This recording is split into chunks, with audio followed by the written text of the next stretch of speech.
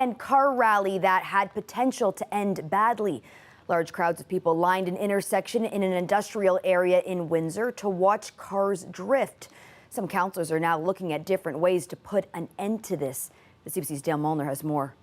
The tire marks on Wheelton Drive and litter on the lawns are evidence of what happened here over the weekend. Dozens gathered for an unsanctioned car rally, creating a dangerous scene for those who are watching. So far, there are no reports of anyone being injured. Windsor Police has not returned our calls or emails for the story. People who work around here wouldn't go on camera, but say this has been going on for years. Councillor Kieran McKenzie says police are aware, but it can be a challenge to prosecute the offenders. There's a challenge with respect to being able to, even if a charge was brought forward, to have that charge have the ability to stand up in court in terms of the way that you can gather evidence, as well as actually catching somebody in the act of doing this this type of driving. Oftentimes it's happening in the middle of the night in remote places in the community. What's happening here is also a problem in the downtown core. Councillor Ronaldo Agostino says one solution will be to put a gate at Lot 16 on the riverfront to make people pay to enter. And other technologies that are being tossed around are using some of our cameras that can be equipped with noise detection, so that if you hear a loud noise, a ticket will automatically be sent to the license plate that the camera registers that car. Your free ride is over. The City of Vaughan has enacted a new bylaw with stiff fines for people who take part in illegal rallies in that city, even if they're just spectators. Agostino says he's open to the idea, and McKenzie says the city can look at measures other cities have taken. At next Monday's City Council meeting, City Councillor Kieran McKenzie will ask administration for a report on what measures the city can take to combat the problem. Dale Molnar, CBC News, Windsor. A group of landlords plans to continue its legal battle with the city. It centers on the new rental licensing program in South Windsor and the city's West End. That program requires landlords to get a number of safety inspections done on each unit every year. It also requires a criminal record check. The landlord group argues it falls outside of the city's powers. Last month, a judge ruled against that challenge and sided with the city. They now plan to appeal that ruling.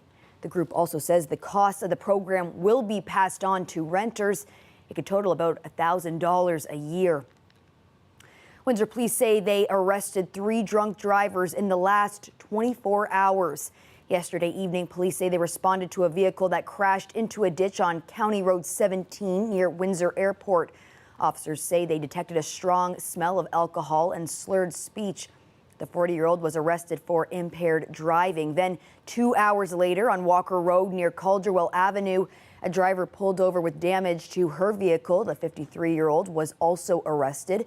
And then around 4 this morning, officials say a car sustained significant damage after hitting a curb on Cameron Avenue. A 34-year-old man was arrested for impaired driving. The Windsor-Essex County Health Unit has issued an opioid alert for our community. In the past 7 days, there were 15 reported opioid overdoses at local emergency departments. Almost all involve fentanyl. EMS also responded to 16 substance use-related calls. All of this between April 7th and April 13th. The health unit is offering a few tips to those who may be using or around anyone who is. They say to never use alone. Try small amounts at first, and if you're using with a friend, don't do it at the exact same time. And have naloxone, a medication used to reverse the effects of opioids, ready to use. We all know shaking a soda and opening the cap usually leaves you with an explosive mess, which makes it a perfect analogy for kids to understand their emotions. The CBC's Jennifer LaGrassa tells us all about the Fizz. So when I shake this, like when my fizz is like a 10, I'm about to pop with my emotion. 4th grader Youssef Sarheed refers to what he's feeling as the fizz. When he's at a 10, he's physically feeling emotionally overwhelmed. His hands are sweaty or his heart is racing. Sarheed and his classmates are learning about the Fizz in a newly expanded program.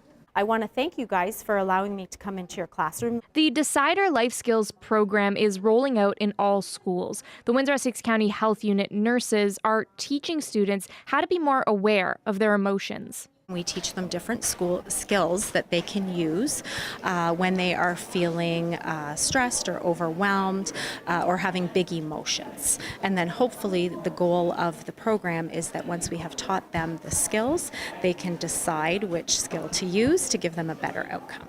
The program was piloted in 2023 and has since expanded. By the end of this school year, it will have been taught to more than 1,500 kids.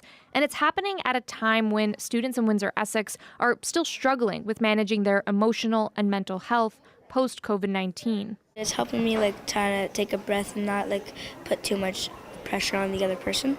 10-year-old Carson has had a hard time regulating his emotions. COVID impacted Carson as well as many others hugely. He was very quick to get upset, to get angry at home with friends, with siblings, or to just even break down and cry. And the response being, I don't know why. But pandemic aside, grades 4 and 5 are still just challenging years. They're getting more exposed to social media, peer pressure's entering, puberty is also around the corner, so they have a lot of different emotions going on. One youth counselor says the earlier kids learn to manage their emotions, the better. So the more that you're able to emotionally regulate or learn how to emotionally regulate is really the key to success in the future, because it also creates emotional intelligence. As for Carson, his mom says she sees how the program is already helping. It's nice to see him, step back and recognize and be more self-aware how he's feeling. A new skill learned in school, not about subjects like math and science, but how to deal when life starts bubbling over. Jennifer LaGrassa, CBC News, Windsor. There are plans to redevelop the current GM headquarters, with General Motors moving to a new downtown office. This, according to the Associated Press. Bedrock Real Estate will be part of the iconic building's future. GM bought the tower complex in 1996 and has housed the company ever since. The move means the end of an era at the site. A tentative deal has been reached between Green Shield and the union that represents its workers. More than 600 employees have been on strike since March 1st. The insurance benefits provider handles local clients such as Ford, Stellantis, and Caesars Windsor. Unifor Local 240 has previously said wages and job security were two of the main issues. A ratification vote is being held at 10 a.m. on Wednesday. It's been 60 years since the first Ford Mustang went into production. To honor the milestone, hundreds of local Mustang owners gathered at the Essex Engine Plant Sunday, the home of the 5-liter V8 engine. CBC Windsor attended the pony car party.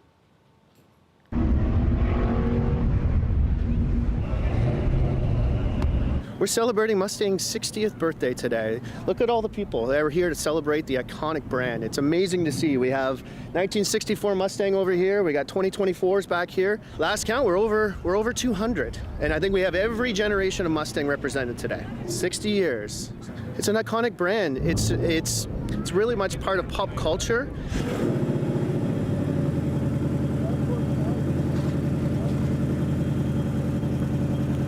I'm leaning on my 66 Pony Edition convertible Mustang. This is an all-original car. It's a survivor, and that's what I love about it. It's just it's my baby. Do you have a pet name for it? No, my wife does though. She calls it my girlfriend. It's the V8 engine, right, which is what we make here at Essex Engine Plant. The engine in this car was produced at Windsor Engine Plant. So Windsor's got a long-standing history of making high-quality V8 engines. It's a 1967 Mustang. I was 17. It was my first car. I've restored it twice. I've owned it since high school. And I took all three of my daughters home from the hospital in this car. We're from a Ford family. My son has a Mustang. My grandson has a Mustang. We have a Mustang. And people just love the sound of the Mustangs. When they go down, they're very muscle car. So when you think of Mustang, you think of power and you think of fast.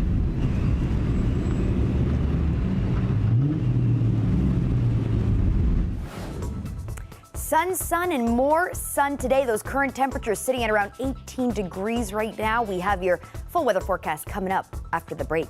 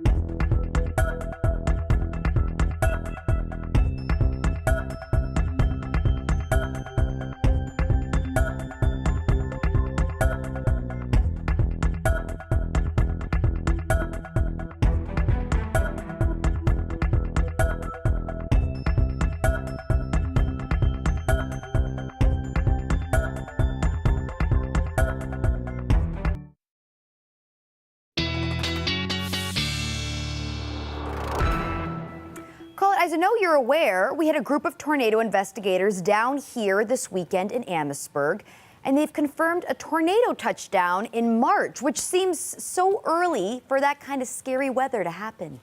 Yeah, it is very early, Meg, and in fact so early that it ties the record for the date of the earliest tornado occurring, a confirmed tornado in Canada. The other time was in Clifford, and that was 2016 on the date of March 16th. So yeah, it's taken almost a month to confirm this. Basically, they had some photos, and then they went to investigate. So it was in particular at Malden Center there near Amherstburg. So that's where this one occurred nearly a month ago. And yeah, it is that time of the year, so we could be seeing more of that. Sunrise tomorrow. You know what else we're seeing? Longer hours of daylight. So 6:48, but the sunset after 8, like 8:15, well after 8, right? And we're seeing almost 13 and a half hours then of daylight. So nice to have that too as we get deeper into the spring, not just the severe weather. Showing you the temperature profile here because through the Midwest, some record-setting heat, and the warm front sits right about here. So I'm not saying it wasn't a nice day. Southwestern Ontario into the high teens, but close by some even warmer numbers for those folks who are actually within the influence of that warm front and that pocket of warmer air. But also along that comes the cold front and some severe weather certainly possible through the southern plains. But tomorrow, I think an even more enhanced through the Ohio Valley risk of seeing some severe weather. We don't have to deal with that. We have high pressure, so in the interim, we get to deal with some nice skies, a little bit of fair weather cloud, no active weather tonight or tomorrow, but then it's tomorrow evening as this system gets closer to us. Overnight, Tuesday into Wednesday, we do see some showers starting to roll in. The winds will be kicking up a little bit too, and then we get into some wet weather. And Wednesday afternoon, we do have the chance of seeing some thunderstorms rolling in. So again, that's Wednesday afternoon. And then another system is going to be coming behind that one, by the way. Just showing you what happens. This, again, wind's not a problem during the day tomorrow. It's Tuesday night into Wednesday. We will see some stronger winds stretching all the way, especially up towards Lake Huron and the eastern shores there. This evening, enjoy the later sunset. Overnight, 7 and then 6, we bottom out by tomorrow morning with that sun, and then we climb back up to those high teens. So 19 degrees will be our high on Tuesday, and then as the wet weather comes in, we see things changing a little bit, but not too much. Not the end of the world. Colette, around Christmas, back in December, I remember wishing so badly to walk out of this building after my shift and it be nice and sunny. And that's what we're getting. Here it Finally. is. This is your time, Meg. This is our time to shine. Thanks so much for that, Colette. You're welcome. Some CIBC customers have been surprised to see a fee added after buying e-gift cards. We have all the details coming up after the break.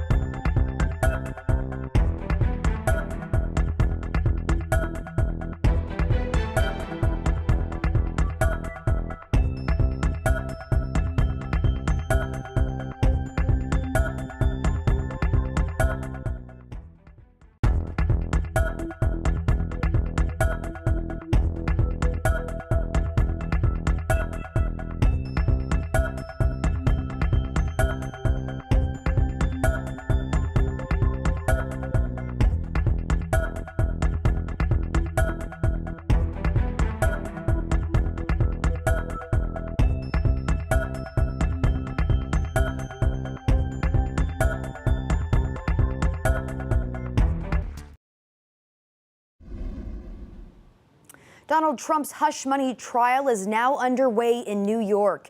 This is the first criminal trial of any U.S. president, past or present. Trump faces 34 counts of fraud but denies any legal wrongdoing, and he remains defiant. This is an outrage that this case was brought. This is political persecution. This is a persecution like never before. Nobody's ever seen anything like it. And again, it's a case that should have never been brought. It's an assault on America. Jury selection began after lawyers spent most of the morning arguing over what evidence could be introduced at trial. Trump is accused of falsifying business records involving payments allegedly made to hide accounts of extramarital affairs. There are 3 other criminal cases coming up against Trump, but those are unlikely to take place before the U.S. presidential election in November. The chief weapons handler from the movie set Rust has been sentenced to 18 months in prison for the fatal shooting of the film's cinematographer Helena Hutchins in 2021. You were the armorer, the one that stood between a safe weapon and a weapon that could kill someone. You alone turned a safe weapon into a lethal weapon. But for you, Miss Hutchins would be alive, a husband would have his partner, and a little boy would have his mother. Armorer Hannah Gutierrez-Reed was found guilty of involuntary manslaughter in March. The court found she mistakenly loaded a live round into a revolver used by actor Alec Baldwin on the movie set and failed to follow gun safety protocols. Hutchins was killed when Baldwin pointed a prop gun at her on the New Mexico set and fired it. Baldwin is facing his own manslaughter trial in July. Some CIBC customers have been surprised to see a fee added after buying e-gift cards. The bank says it considered the gift cards as cash advance, but the extra fee was refunded after the CBC's Go Public team started asking questions. Erica Johnson reports. I was charged a cash advance fee of $5. Catherine Murphy noticed a new fee on her Visa bill last year, an additional $5 every time she bought an e-gift card. She'd purchased 3 gift cards totaling $45, got dinged $15 in fees. To find out what that charge was, she called up CIBC and learned the bank had started adding a $5 cash advance fee on e-gift cards from a third-party seller of big-name brands. Everything from Starbucks and Tim Hortons to Home Depot, Best Buy, Sephora, and more. I was furious when I realized that my $45 purchase was costing me $60, and in fact that $15 of the purchase was going straight to the coffers of CIBC. Murphy insisted on a refund. Welcome to CIBC. After an hour on the phone, CIBC agreed, saying it was a one-time gesture. That's what other CIBC customers who wrote Go Public say they were told too, a one-time refund after calling in to complain. You've studied the art of consumer complaining. This business prof says springing a fee on customers breaks their trust. What is not fair is that they don't tell us that we are paying something that we never anticipated paying. Catherine Murphy says she's done buying gift cards online. The last time she wanted to send one to a friend, she bought it at a store and personally dropped it off. Go Public tried to get answers from CIBC for several weeks. The bank said it started charging a cash advance fee on some e-gift cards triggered by their transaction code, but wouldn't say why that only started happening last September when the fee kicked in. After Go Public's questions, the bank said it's decided to scrap that cash advance fee and will automatically refund anyone charged. Erica Johnson, CBC News, Vancouver. The media landscape has shifted dramatically in recent years. That is especially true for teens who get much of their news from social media, where misinformation can run rampant. But some young people are learning how to scrutinize what they see online. Deanna Sumanak-Johnson explains. If we want to go even deeper onto this, we can... He writes for his school newspaper, but even Samir Ferdowsi once fell for a post falsely advertising a Drake concert. Immediately I sent my friend the TikTok post about it, and it turned out to be fake. But with new fact-checking skills he learned while attending a workshop run by the media literacy company Media Smarts, that's not likely to happen anymore. We take any images, and if it's a video, we take a screenshot, take that image, and we reverse image search it, right? And if this thing has been republished from a previous article or source, we understand that it's kind of fake or it's a little misleading. Samir is one of a few young Canadians chosen to join an elite international squad of teens making TikTok videos to teach other teens about misinformation and fake posts online. This is not legit. Be aware that these false posts might use photos or videos out of context. Media Smarts is leading the Canadian project. They're speaking the same language. They're, tend to be consuming the same kinds of media and on the same platforms. And so there's a credibility factor that's really important. Because immediately... It's not the only project of its kind. There was a couple of people who were laughing. This New Brunswick teacher has been using the Control F videos from education group Civics to talk to her students about misinformation online. I don't see that moment of glowing happiness when they learn this. It's definitely more a source of frustration. But what I do appreciate and love with the students when we talk about this is that afterwards that they're heavily engaged in conversation about what is reliable and what is not. But is it covering the whole story? A conversation Samir Ferdowsi hopes to contribute to. If we search up Prada spacesuit for NASA, becoming an influencer who can influence other teens to look carefully at what they're consuming. That's why it's always good to check. Deanna Sumanak-Johnson, CBC News, Toronto. If you want to buy a recreational vehicle to drive this summer, you're in luck. Right now, it's a buyer's market. Sales soared during the pandemic, but have since sizzled, and many RV owners are trying to get rid of theirs. Paula Duhatschek has more. All right, here's the unit. Jason Huntley bought this RV in 2018, but with his kids growing up, he's trying to sell. Has all everything you need from home on wheels. Emphasis on trying. It's been listed online almost a year. I've let the ad expire, as you would say, and then restarted it a few times. But interest is pretty minimal. Problem is, the market is very different from a few years ago. RV sales surged during the pandemic. It was a way that people could still travel and have family vacations while staying close to home. But these days, people who can afford to go on vacation can take an airplane to get there. Plus, amid high interest rates and inflation, other people who may want an RV just can't afford one anymore. People have a little bit less discretionary income, and so they may have delayed their purchasing. People aren't just putting off their purchases. A growing number are also selling off their RVs using the website rvdealers.ca. We get people trading in their units, and we also have the certain cases where people maybe decided to just get out of the lifestyle completely. It was basically turbocharged demand, and that's not sustainable permanently.